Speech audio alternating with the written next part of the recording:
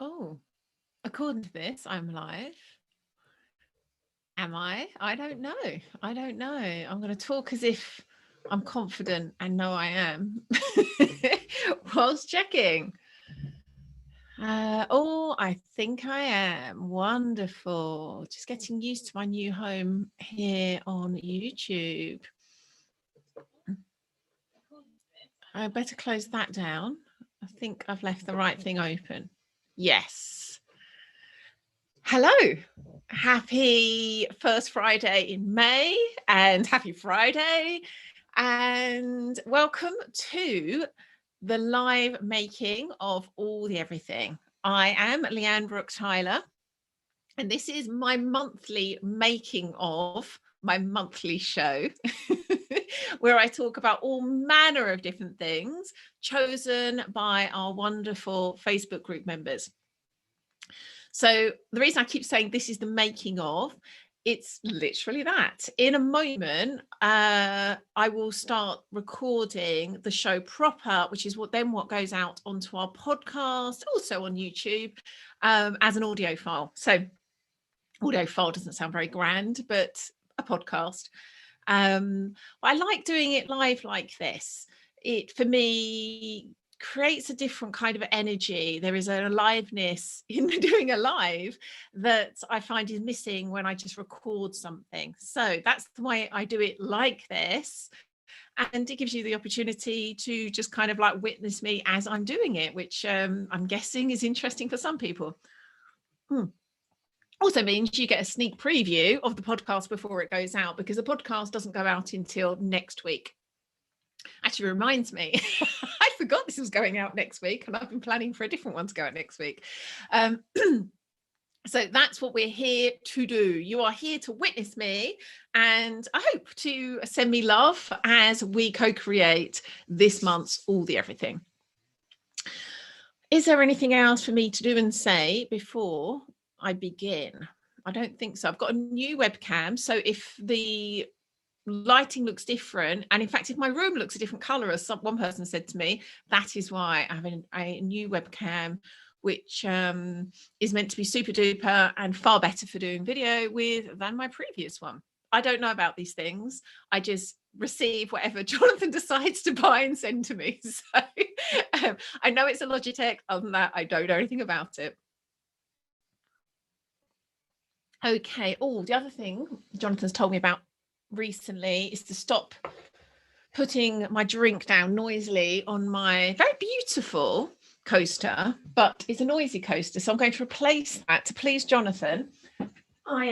Look, Jonathan, how I do actually take notice of you. I'm going to find a book or something.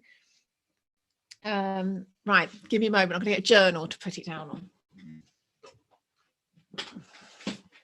Okay. It's a bit quieter. Okay. So we have our drink. We have a quieter coaster. I'm going to try not to whack the mic or whack my desk and make all the noises that drive Jonathan mad when he hears the resulting audio. Right, let me start recording.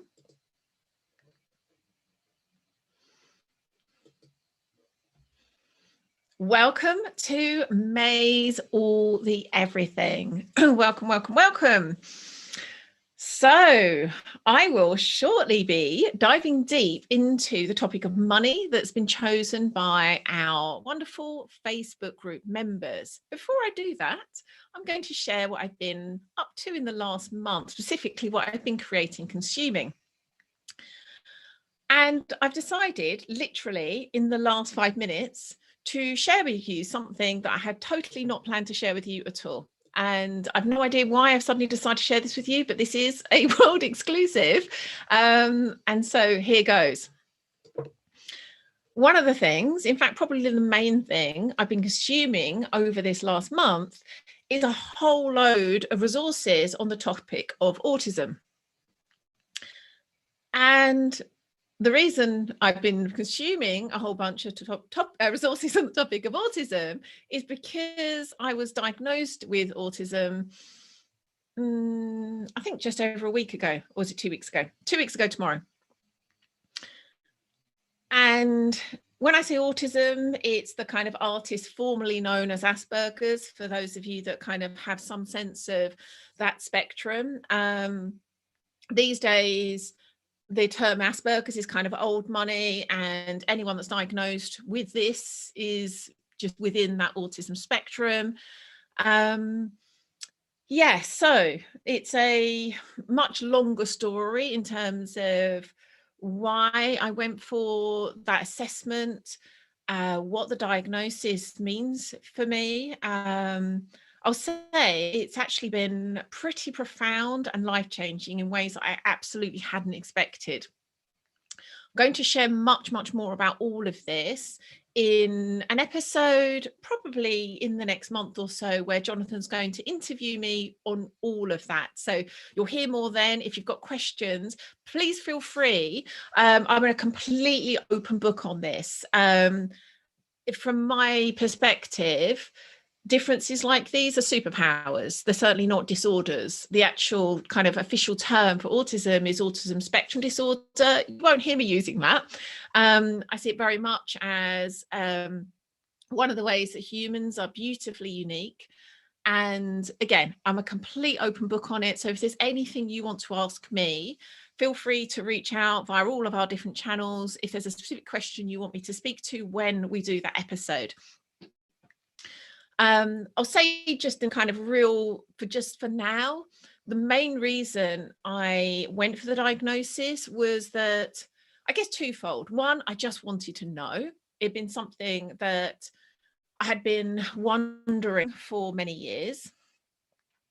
And then the kind of bigger reason really was allowing that to be something that I could use in a way that may support, inspire, help others. That was my main reason.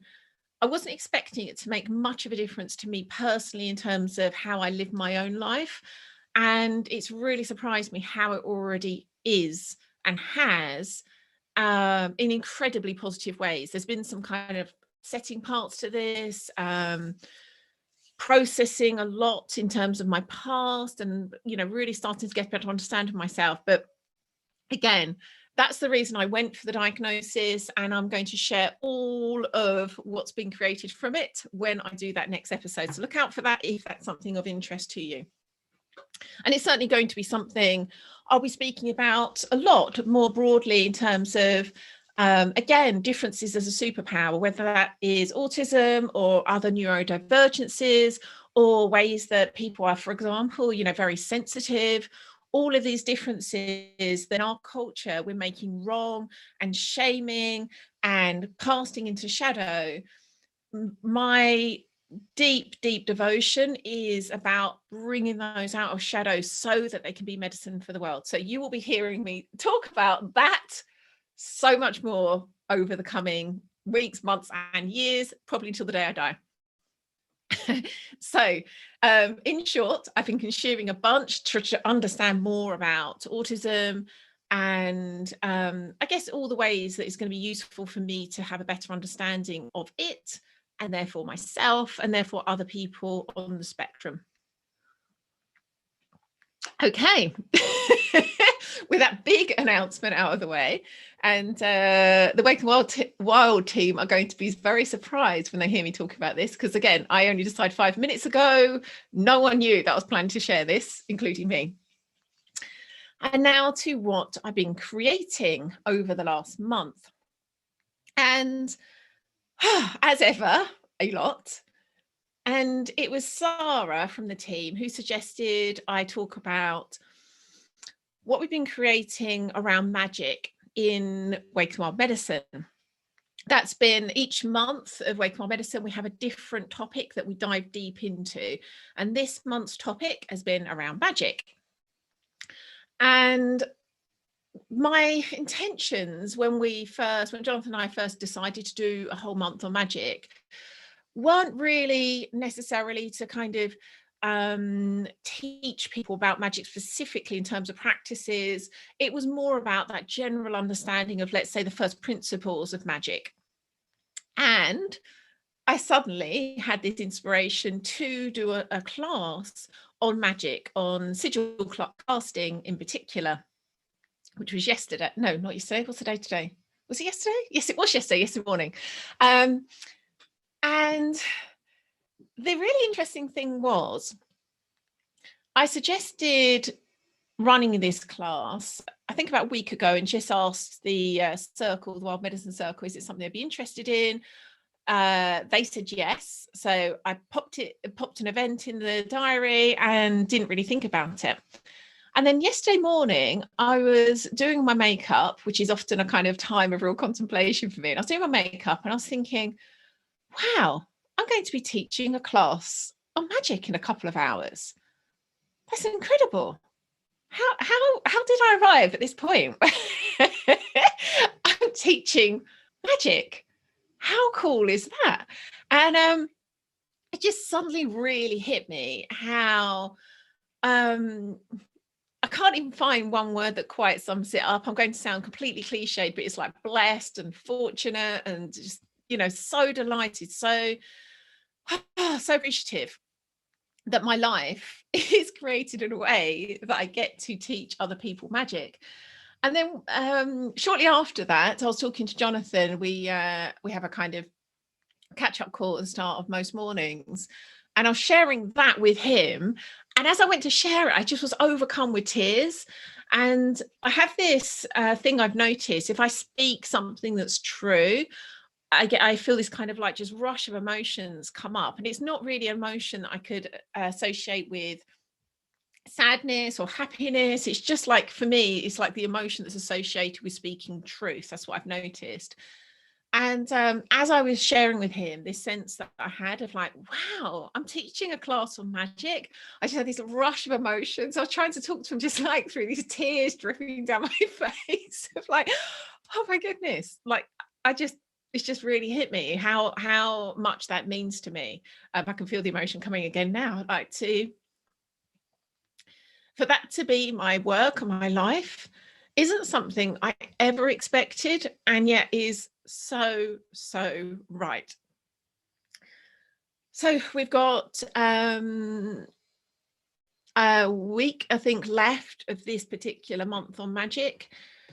And yeah, it's turned out to be as much of a gift to me as it has been to the Wild Medicine Circle. And really, I want to share this with you also. A couple of the people who were in the class from Circle yesterday have shared the sigils they cast in the class we did yesterday. Sorry, it's a tongue twister, this.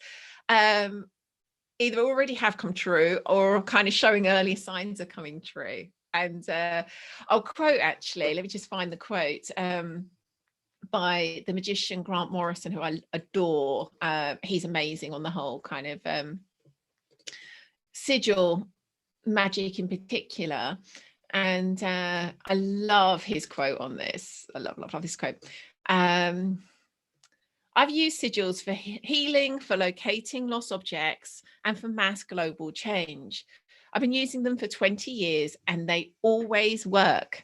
For me, the period between launching the sigil and its manifestation as a real world event is usually 3 days, 3 weeks, or 3 months, depending on the variables involved. I repeat, sigils always work. So it seems like the Wild Medicine lot have found that to be true for themselves. And if it's something you're interested in learning more about, we will be running Waking the Wild Medicine again in January 2022, i.e. next year. Oh, have I lost you? Hang on, I've lost the screen that I'm meant to be recording this in. Let me just see if I can find you. How have I lost that? Oh, okay. I'm hoping I'm still recording. I seem to have lost my screen altogether.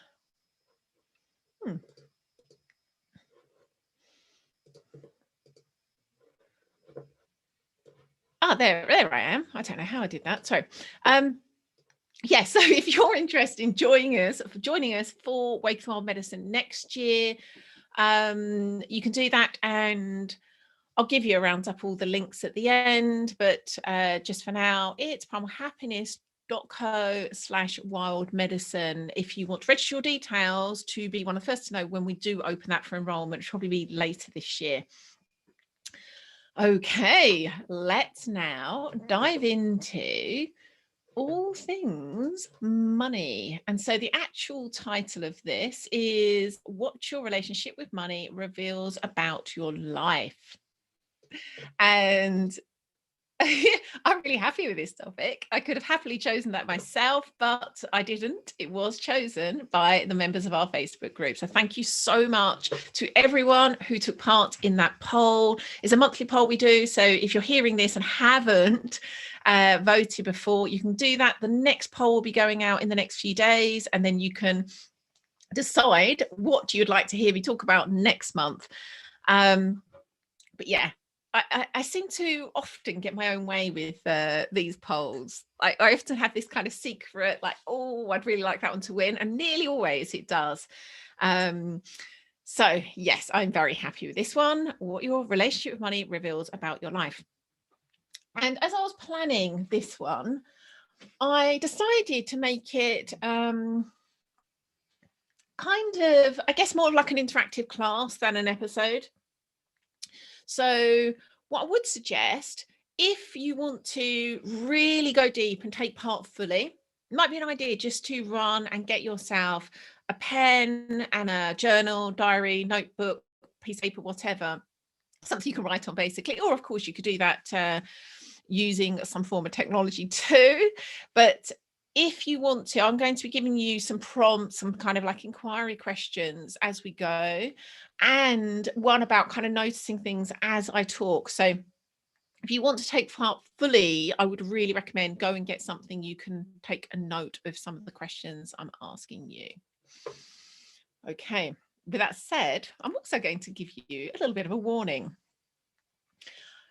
Part of my role here in life is as a provocateur. Is something that one way or another has been revealed to me, including in my human design. That is my role here on the earth, is to provoke other people into liberation.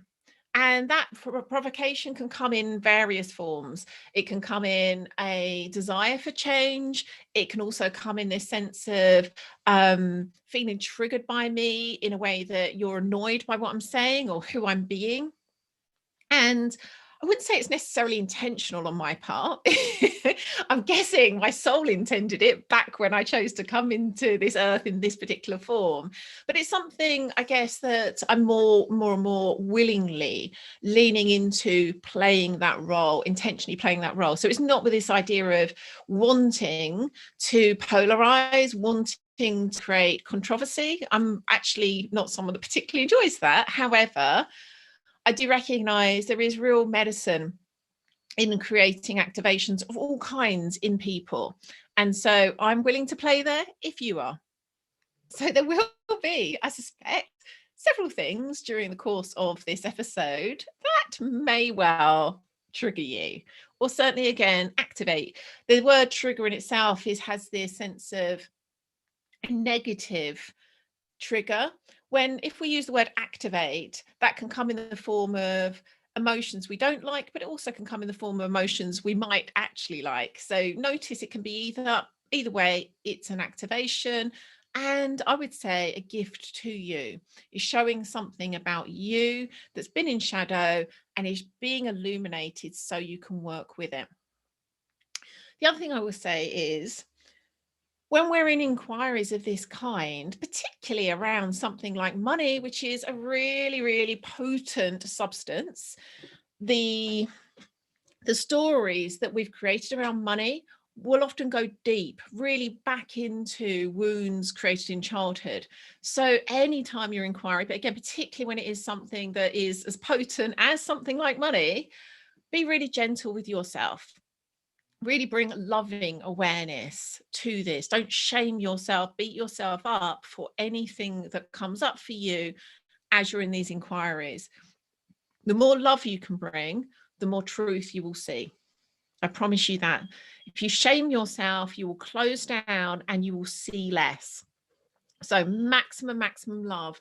Anything that you've created in terms of stories, beliefs, behaviors around money have been created for very good reasons.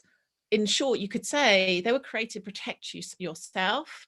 And the very fact you're willing to look there shows that you're ready to create some transformation there. And again, that will only happen if you bring complete love to yourself. Okay, first inquiry. And it's one that I actually shared into our Facebook group. So you may have already taken part in that particular question. If you haven't, this was the question. What one word comes to mind when you think of money?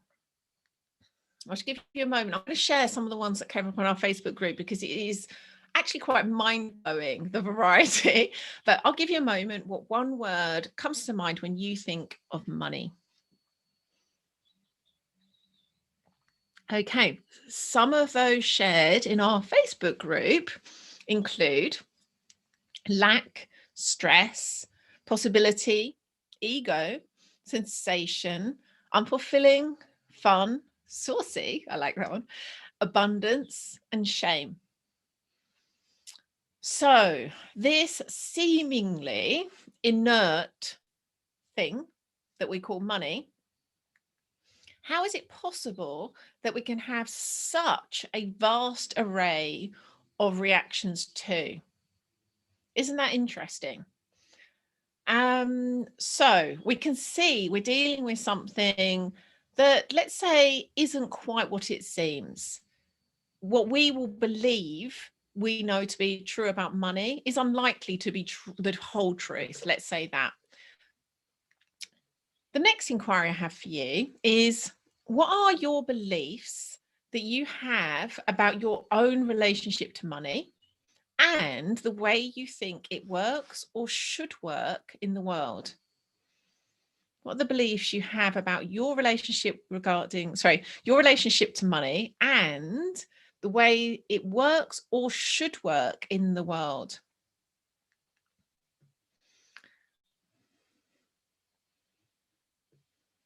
Give you a moment to think about that. I'm going to give you some examples, and it may be that as I speak them out, you go, oh gosh, yes, that's how I would word it. Feel free to take that. Sometimes it requires hearing someone else name something for you to see that is true for you too. So here's some that I've either held myself or I've heard clients talk about or I've seen elsewhere. So these are kind of like real examples. Everyone should have access to the same amount of money. I can't be trusted with it. Money just brings stress. Wealth requires hard work. Wealth is for other people. It requires too much responsibility. So you can see there a real mix there of an example of a relationship that you could have to money and this belief about the way it works or should work in the world. So hopefully now you've got this kind of like two sentences there that you would end up with in answer to those two questions. So if you haven't got them yet, do what you can and let's move on, and you can always come back to them. Am I going to tell you something more about that now? No. Okay. So I was going to say something else about those beliefs, but I'm not. Let's just keep them there and continue on. Okay. The last inquiry I'm going to invite you into is one that you can be in during the entirety of this episode. So I talked just now about the fact that there's likely to be things I say that are going to create an activation in you. Notice those, be open to notice the thoughts and feelings that are arising as you are listening to me. So I'm going to give you some examples again, just so you can be particularly attentive to hearing and feeling these kinds of things. That's not fair. Oh, that feels good to hear. It's easy for her to say that. Oh, I feel really envious. Oh, yes, that is really opening up possibilities for me. Oh, shame. There's a whole variety of thoughts and feelings, and you could have, some that are very like those. You may have a whole bunch of anything else, and it's all good. No need to judge them. Again, The more love you can bring, the more you will see. So you might want to just like jot down as you have those sorts of feelings come up, notice them and jot them down, because that will be really helpful come the end of the episode, because your answers to those 3 inquiries will reveal your relationship to money and where to look if you want to do the work to reclaim it from shadow. So let's start with a very brief history of money. What is it? And in terms of what we consider money right now, money as, you know, anything remotely like what we consider it now, that arose about 5,000 years ago. It arose in Asia, and it was kind of like the first time we actually used something that didn't on its own have a sense of immediate, like I can go and eat this or I can go and do something with it. These were specifically created coins, stamped silver and gold coins, that were used to pay armies.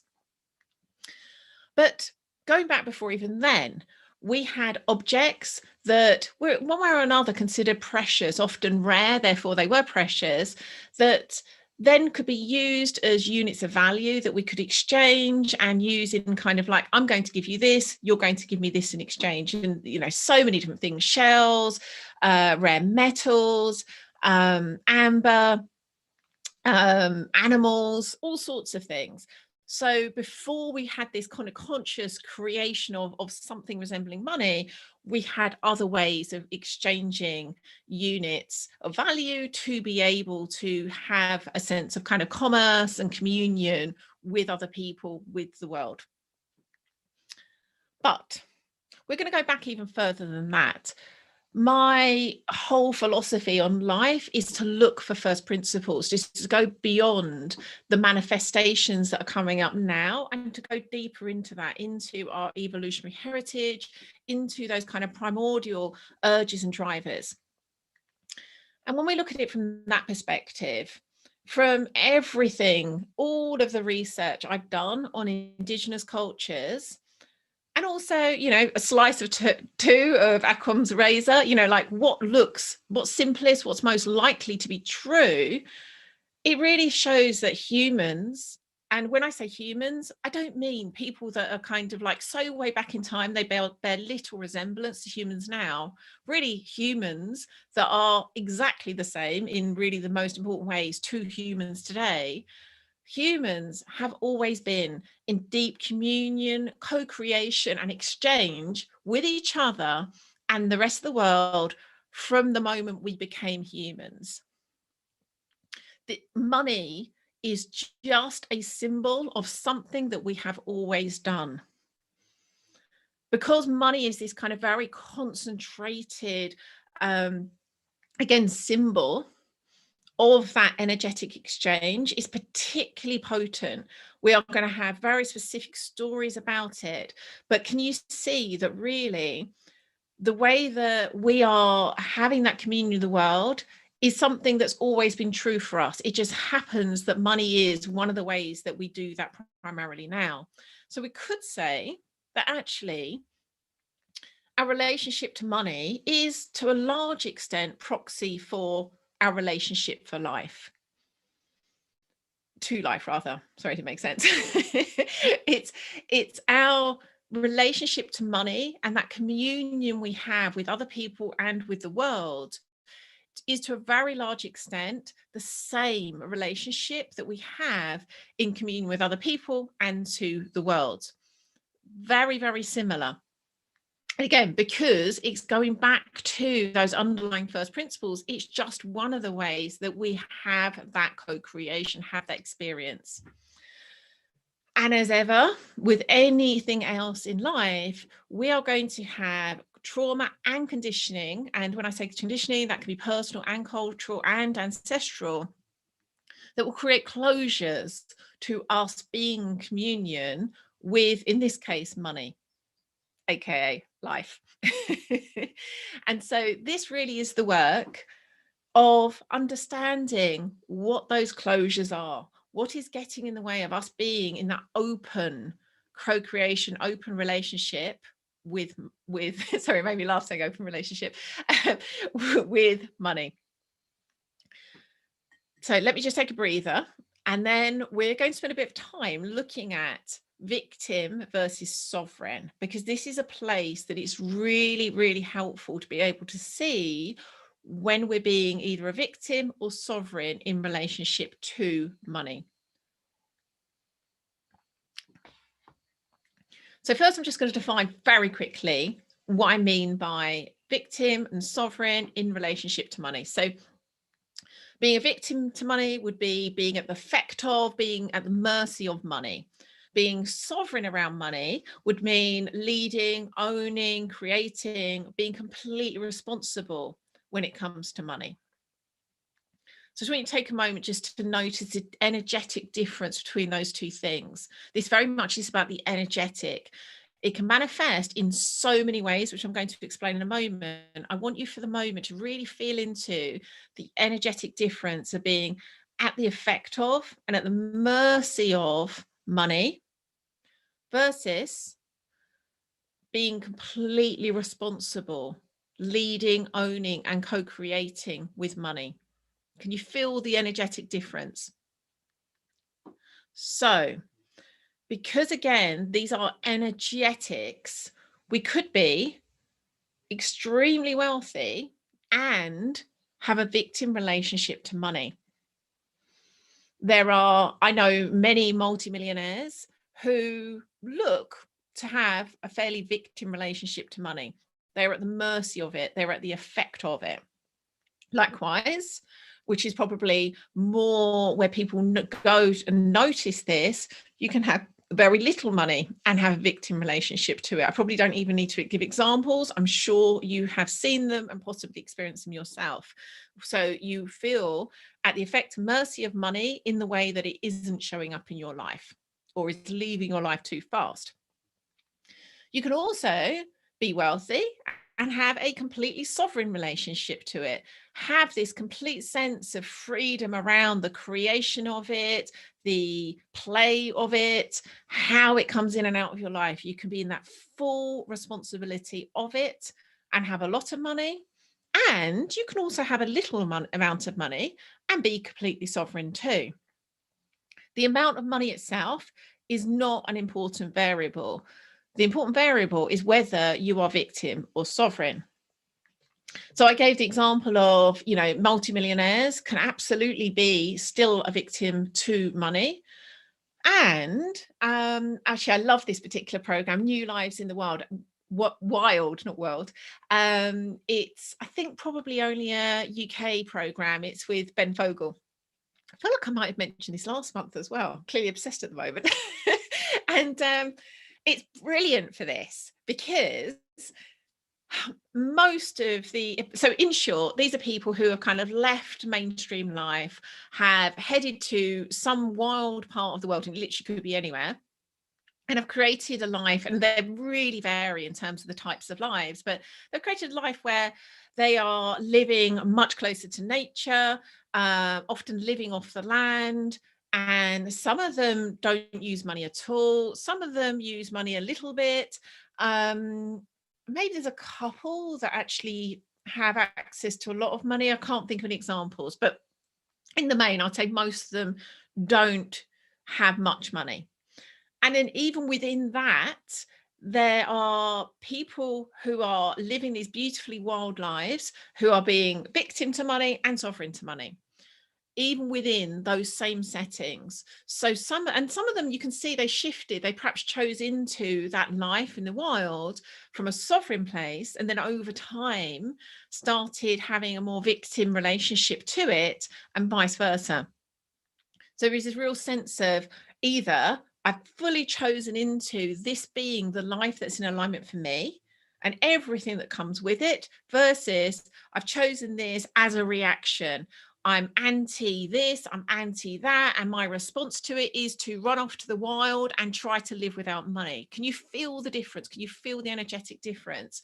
It's not about the behavior. It's not about how much money or the money they do or don't have. It is their relationship to that. Okay. So what's creating that relationship? And in short, it's unintegrated shadow.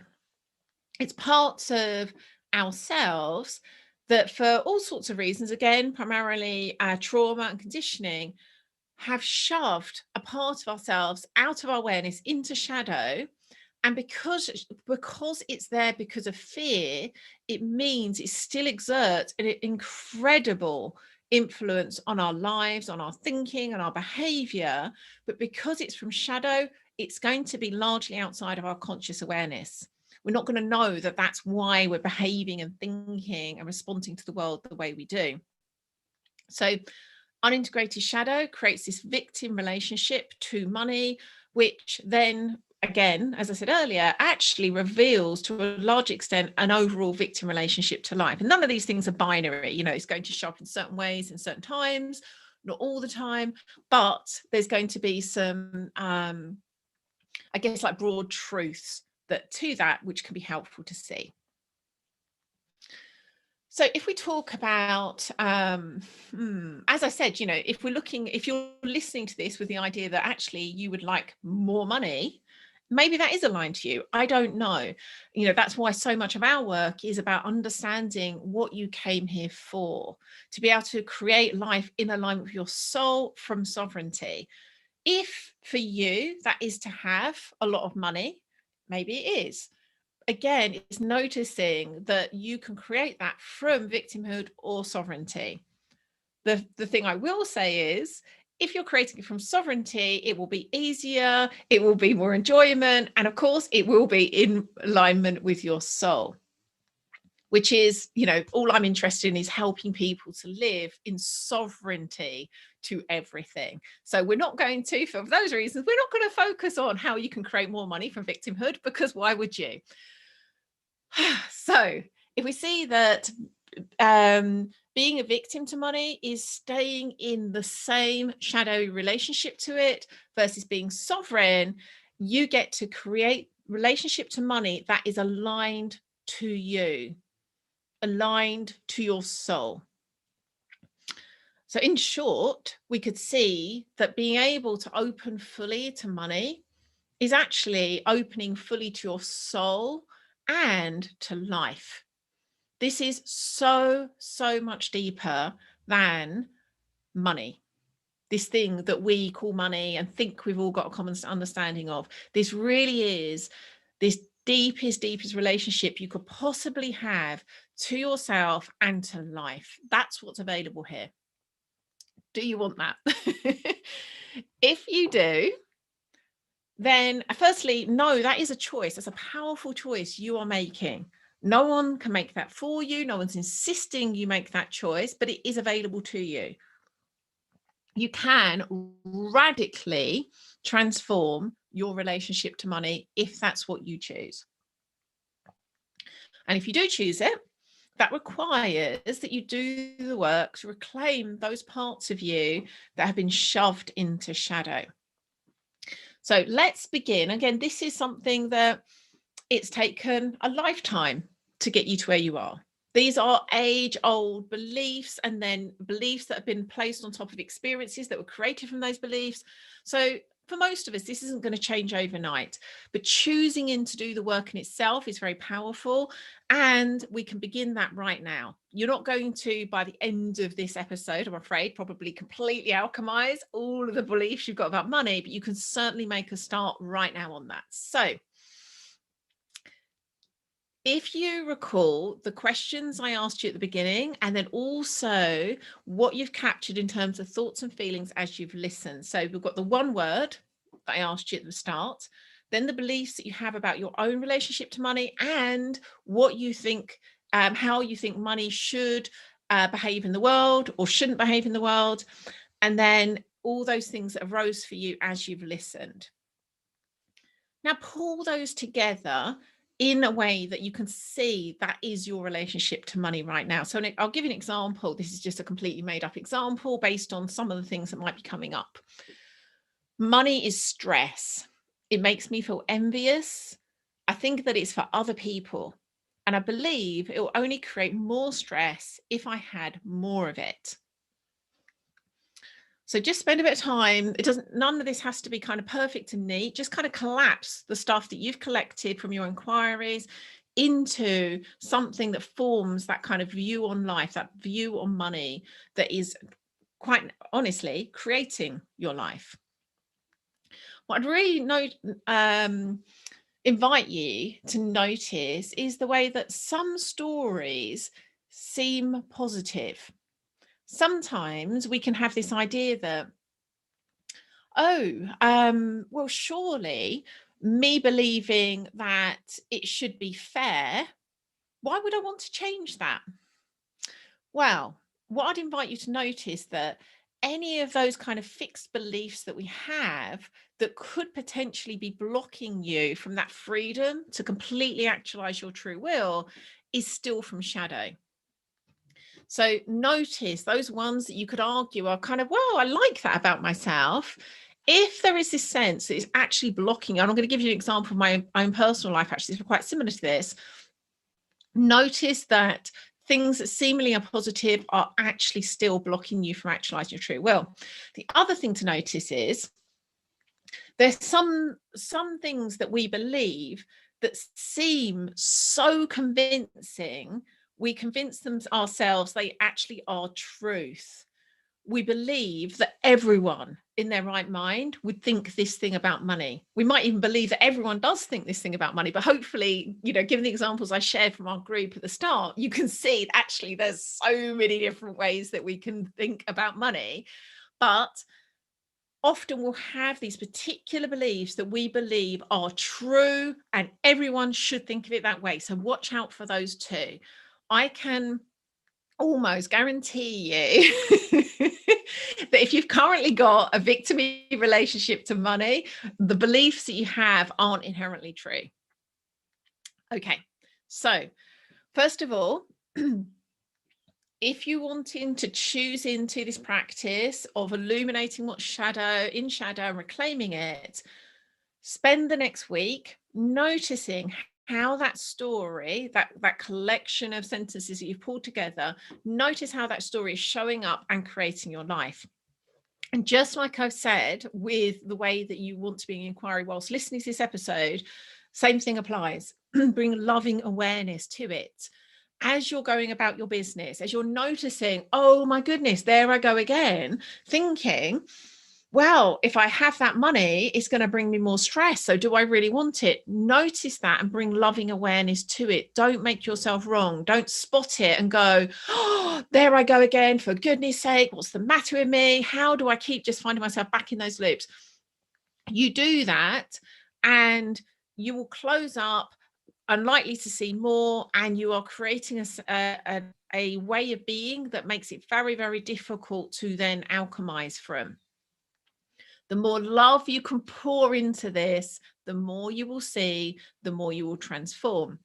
In fact, I would go as far as to say, celebrate yourself. Every time you notice, oh, there I go again, there's me creating life, creating my relationship to money from that old story I had. Celebrate yourself for noticing, like, oh my goodness, wow, look, I've just spotted that. I never would have seen that before. I can now see I've just said that, had that thought, made that decision based on that old story I had about money. So celebrate yourself. It is an amazing thing to notice something that you've never noticed before. So again, complete love, celebration. You are doing amazing to be choosing into this and to be spotting it. After you've spent a week noticing all the ways that old story is still showing up and creating your life, you then can decide, is that something you want to change? Is that something you want to alchemize? And if you do, again, this isn't a kind of like immediate bang, it's done. But what I can do is invite you into some practices that will absolutely start that alchemization process. So firstly, what will likely happen as you're starting to notice those ways that old story is showing up and creating your life, you'll simultaneously start to notice a new sovereign story being illuminated. You'll start to notice that as you realize, like, oh, wow, there I go, creating my relationship to money from that old story. I've noticed that I'm thinking again, money is stress. as you're doing that, you're starting to open to see other things. And so you'll start to notice truths becoming available to you. When I say truths, these are the truths of your soul. These are the ways of relating to life that are unique to you and serving to you. They aren't true necessarily for everyone else, but they're true for you, and you will feel it. Notice from those truths, from that new sovereign story, what becomes available to you. What choices do you have from this new way of being in the world, this new way of relating to money? And again, this will happen very naturally in its own perfect way. I don't know what your new story will be, again, because it will be very unique to you, but you will start to get little glimpses, little nudges, where this is this way of relating to money in a sovereign way that is aligned to you and you alone. I want to share with you my own example of this. So my old story about money used to be life should be fair. Therefore, I shouldn't have more money than others. And there was a kind of addition to this, which was, and this kind of started happening, the more money I made, the more kind of like successful in, I guess, our cultural kind of terms, my life became, the more I would have this extra thought in like, oh my goodness, I certainly should be seen to have more money than others. And so that would come up in all sorts of ways, like being having this kind of embarrassed relationship if people that didn't know me well would come to our house and sort of see what we have and the way we live. I would have this kind of sense of, oh, the last thing I want to do is be seen to have more than other people. And that particular thing, anytime we're thinking like, what will people think? Clear indication that's coming from shadow. It's a, really clear one where we're being constrained and compelled by the fear of what other people will think. I also had a world belief which was created in my childhood. And the interesting thing was, this wasn't something I was told. And in fact, I was actually shown a very sovereign way of relating to money. And yet I somehow created this belief I'm going to share with you in a moment. So the belief was something along the lines of, you can choose to live life really freely and creatively, or, and this is like an either or you can choose a life of focusing on making money. It's one or the other. And the former is better. So there's a real judgment there, real kind of like, okay, there's two options here. One's best, one's worst. And the reason I created that belief was, as I've shared before, I had a pretty wild childhood. So at one point, actually, we were living very wild, had very little money. It was very sort of hand to mouth, but in a very sovereign way. It was a very much of my father choosing that we were traveling. He would do whatever he needed to do to get in whatever money was needed to feed us, which included like painting portraits, picking apricots, whatever it might be, so that we had enough to meet our needs. And it was a very chosen, very free, very creative life. That was in real contrast to his family of origin, who had a relationship to money, which was very much kind of the more better. So my dad was a real kind of like rebel in the way that, he could be seen. I don't think he was doing it from rebellion, but would be seen a bit like the black sheep, that he lived this life of very little money and his family had a real focus on, gathering wealth. And I had, because I guess the relationship I had to my dad and how I looked up to him and how he seemed to be modeling this very, very beautiful sovereign way of living, I saw it that therefore being sovereign about money meant you didn't have much of it, but you got to live freely and creatively. That actually wasn't what he was actually trying to model at all, I think, because actually in later years, at some points, he had a lot of money. Again, he was still doing it from a very sovereign way of being. He was doing things that were, very aligned, very fun for him. They just happened to make more money than the ways of living that he was doing before. But children are looking out at the world, listening, seeing what's modeled, making their own conclusions, and those conclusions aren't always accurate. So I had this very clear belief that it's one or the other. Through doing the work, reclaiming these parts of myself from shadow, this idea that life needs to be fair, I shouldn't have more money, and this idea that if I want to be creative and free, I have to kind of forego money. I've alchemized it into a sovereign way of relating to money that allows me to create it and live my life freely. And again, the most important part, in alignment with my soul. So my new story about money, how I relate to money. And again, this isn't true with a capital T for everyone here. This is my relationship to money. This is what I see. I see that different souls, each of us being completely unique, each different soul has a different need for different kinds and different levels of resources. So for some, that could be about how much money they have. For others, it could be how much family support they have, how much physical energy they have. There's not lots of different kinds of ways that we can be resourced. And each of us will have a unique version of that, what would be deeply, deeply in alignment with ourselves and what we came here to do, that unique role we came here for on earth. So just taking it outside the realm of money right now, it happens that in terms of the amount of physical energy I have, I also have an absolute ridiculous amount of physical energy. I have most of my life, as I often felt like I've actually got too much energy for what I can, use in my body. My relationship to that's also changed. That's probably something to go deeper into another episode. But you can see there's actually lots of different ways that we can be resourced. And I believe they are unique to us and what was needed for us to do what we came here to do. So you are going to have the opportunity to see your version of that. What's your new story that is there for your unique soul?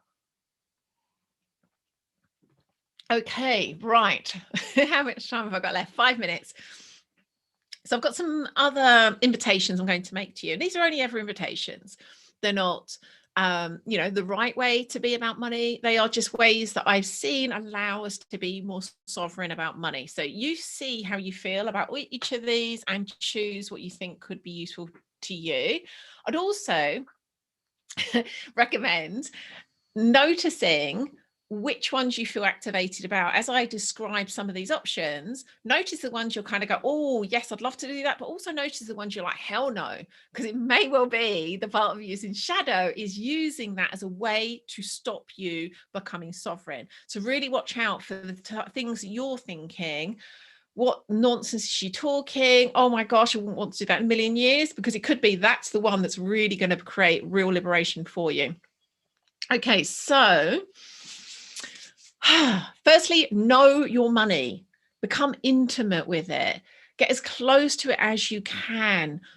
This is about where most people have this real separation when it comes to their money. This is about opening fully. So the first place to start may just be doing a financial review, just looking at where you are. There's deep utility, that's a horrible word, but it's the one that came to mind, in knowing the truth of where we are. That's true in anything we can be doing, but particularly when it's something that has a lot of power like money can, knowing the truth of where we are is so helpful. So do some form of financial review, get clear where you are right now. I certainly, from where I used to be at money, I used to have quite a neutral relationship, to be honest. I've shared with you what my beliefs were, but it wasn't really like I had, I would have said I'm not a particularly materialistic person. I'm not that interested in money. And I actually believe that was actually a really good, healthy thing about myself. The truth is, again, great example of how this works. That was just the way that shadow was convincing me that was a really good way for me to be. So I used to have this, again, quite distant relationship with money where I didn't really take a huge amount of notice. Like I've always been like good in quote marks with money. I've always had a kind of sensible relationship, let's say, always had budgets, never really kind of got into debt. But I'd actually created a lot of automation, a lot of systems that allowed me to not be in relationship to money. That's what I can now see. So notice how that's showing up for you, the ways that you either focus in a very fearful way on money, or you have this kind of very hands-off approach like I did. I would also suggest create ways of staying in relationship with your money, staying in this awareness of where you are. So a big thing for me was moving to a bank that's an online bank that has an amazing app. I'm in love with it, and I actually enjoy using it. I really enjoy, and I never thought I'd say this, I absolutely loathe my old bank. I've actually still got a bank account with them. They're actually also an online bank, but their like app and their online experience is dire. Goodness knows why. But I actually actively enjoy playing around with the app, looking at money in this new account that I use. It's also got this really fabulous thing called pots. I think they do call it pots, and I think other banks do something similar where you can create different pots of money for different purposes. So in the last episode I did about money, I don't know how long ago, it was a year or two ago, I talked about a kind of money management system. I think in that money management system, it's actually called jars, where you have pots or jars for certain things. Like I have one for charity, I have another one for pleasure, I have another one for tax, another one for like big savings. And so I'm not saying that's the right way, but for me, that again was a really sovereign way of being in relationship to money, where I actually kept it, my awareness was making conscious choices. The next invitation is to take that loving awareness that we just talked about with it specifically in tangible ways. So that could be, and this is something I did for a while, I don't think I'm doing it quite so consciously now, actually having money in your purse. I used to hardly ever have cash. If I did, it was kind of more accidental than anything. And then when I created this very intentional sovereign relationship with money, I took out money out of the bank, I think usually about £100 in crisp £20 notes, had them in my purse, kept them in my purse, in actually in a what's the word, like reverent way, you know, like it wasn't just like shoved into my purse all screwed up. I treated it with loving awareness. So I'd have money, have it in my awareness. I actually also went through a phase where I had I can't remember how much money it was, maybe a £20 note on my notice board here, again just to keep it my loving awareness, versus this kind of old relationship I had, like shove it out of my sight. I also made all of my passwords on my different apps and computers something related to money. So again, you don't have to do any of those. It was just for me a way of creating that relationship, that intimacy. The next one related to that is treating money with love. Again, if we see this is your relationship to life, why not make that a loving one? So when you're talking about money, talk about it lovingly. Notice the words that you're using. Notice the feeling in your body. When you're handling it, I mentioned this when I talked about how I have money in my purse, handle it with love, handle it with reverence. Even when you're doing that online, bring to it this sense of like, oh, wow, this, you know, beautiful representation of life. Thank it. You know, speak out words of appreciation when you, for example, pay a bill, or when you're making some agreement around the exchange of money. Thank the money, bring love to, again, that way that life is showing up for you. You know, even tell money you love it. So there's some of the ways, and you will, if you take part in that invitation I've made you, you will find all sorts of other ways of doing it. I've just given you some examples. One final thing that I will share with you as an invitation is to create a ceremony of reclamation of your relationship to money. And so, you know, so many different ways of doing that. A really beautiful, simple and powerful one would be to write a Ho'oponopono, I think that's right. I never say it right. I'll put a link in the comments so you know what I'm talking about if I've just absolutely murdered the word. Write one of those letters to it. And so it's a really beautiful way of creating, again, this just really loving relationship to something or to someone. So you go through writing a thanks to the thing or the person, asking forgiveness, saying you're sorry, and saying I love you. I think that's right. So really powerful way of creating this intentional reclamation and transformation of the relationship. And then if you write that letter, print it out, you could then bury it or burn it with, again, this sense of this is this moment where I'm claiming a new relationship to it. There's something so powerful in creating ceremonies of this kind. Okay, we are now pretty much at the end of the show. I'm going to share with you my one word that comes to mind when I think of money. And by now it should be pretty obvious, but I'm going to say it anyway. The word that comes to mind when I think of money is life. That really is how it looks to me. So that's all things money. If you'd like to continue journeying with us on this topic, firstly, if you're not already a member of our Facebook group, come along and join us. We are continuing this conversation around money for another week or two, I think. So, perhaps share what's come up for you, share the results of the inquiry, share what's coming up as you notice the old story, how it's creating your life. Share what's coming up for you as that new sovereign story. Share how those practices are coming on for you, and feel free also to ask me a question. So the link for that is facebook.com/group/primal happiness.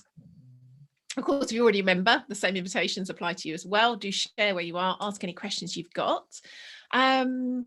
We are also about to start a whole money month in Wake Wild Medicine. I said earlier, we do a whole month dedicated to a topic related to the people in that circle becoming their medicine. So because everything I've just said, our relationship to money is so important, particularly when it comes to us doing our soul work, which is really what Wake Wild Medicine is about. We're about to start a whole month going deep on the topic of money. So if that feels like something you'd be interested in, it may be that you are a perfect fit to join us in the next Wake Wild Medicine. As I mentioned earlier, we've got the next one coming next January, and that is at primalhappiness.co/wild medicine. We've also got a couple of very exciting new programs coming up in September. We've got Wake the Wild Medicine Wake the Wild Masculine and Wake the Wild Feminine coming. And I won't go into detail about those, but go look if you're interested. One's for men, one's for women, and they're at primalhappiness.co/WTWF for Wake the Wild Feminine, WTWM for Wake the Wild Masculine. If you just want to see everything we do, maybe it's easier, go to primalhappiness.co/go deeper. What I will say is our programs do tend to they always sell out, but they tend to sell out quite quickly as well. And there's usually a very long interest list. So they're not open for enrollment yet, any of the things I've just said, but you can register your interest. Do that, and then we'll let you know as soon as we open for enrollment, which for Wake the Wild Feminine and Masculine is very soon. And then you'll be the first to know when we do open for enrollment. If you're listening to this on YouTube or Facebook, or watching me on Facebook or YouTube, and you don't already listen to our podcast, go do that. There are, 300 odd episodes on a massive variety of topics. And that is at primalhappiness.co/podcast. I think I'm done. So yeah, I would love to know how you get on as you create this exploration around all things money. I really do love to know whether what I've shared is helpful and how it's been helpful, or the opposite. If I've just annoyed you like crazy, you disagree with everything, I'm happy to hear that too. So probably best place to share that is back in the Facebook group that I've mentioned already. Thank you so much for joining me. Lots of love and best wishes for the weekend.